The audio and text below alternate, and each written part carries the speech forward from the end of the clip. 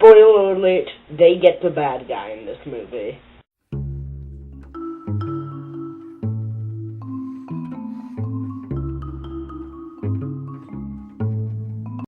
Hello and welcome to my review of Zero Dark Thirty, starring Jessica Chastain. Now, Zero Dark 30 is about the hunt for Osama bin Laden, but anyway, let me get into the acting. The acting in this film is really good. Jessica Chastain is really good in it. However, there's another factor in this that does take away from her performance. But all the other people acting in this movie are basically cameos. There's this one guy who likes monkeys, don't remember his name, don't know the actor's name. He's good, but unfortunately, he's barely in it. But everyone else is just a cameo, but Jessica Chastain's role is quite good. She's quite good in the movie. I still want Jennifer Lawrence to win the Oscar, though. Now let me get into the directing. The directing in this film by Kathryn Bigelow, top notch. I mean, Kathryn Bigelow has this great manhunt scene at the end, where they were hunting down Osama bin Laden. I think it's called Operation Geronimo. Tell me if any of you are big on military. Tell me if that's true. I think that's what it is. But that scene, gorgeous filmmaking, just phenomenal filmmaking. Everything about that scene is perfect. She just sets up the atmosphere for that scene so well. Just perfect. Same with the torture scenes, which happened earlier in the film.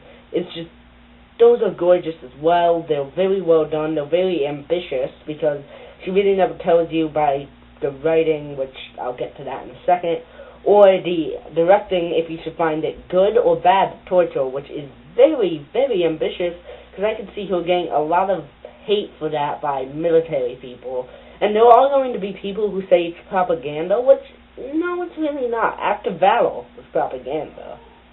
But now, let me get into the writing. The characters in this movie are very stale, and there's barely any of them. The only real character is Jessica Chastain, who, yeah, she's kind of relatable for being so determined and just wanting to bring good, but unfortunately, that is sort of a stereotype, and it takes away from her performance.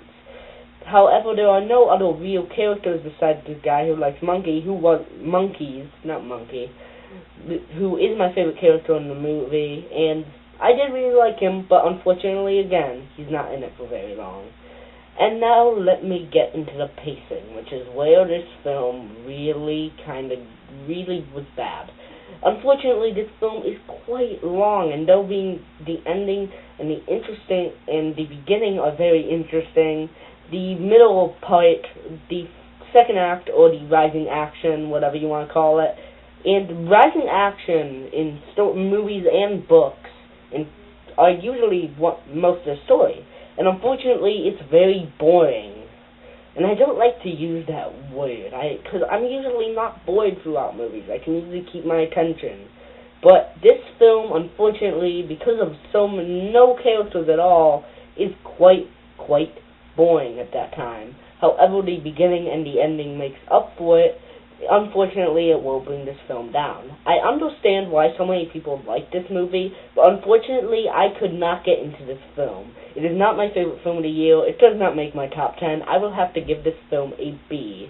I understand why people like this movie. If you like this movie and love it, that's fine. That is fine. I totally understand. I just couldn't get into it.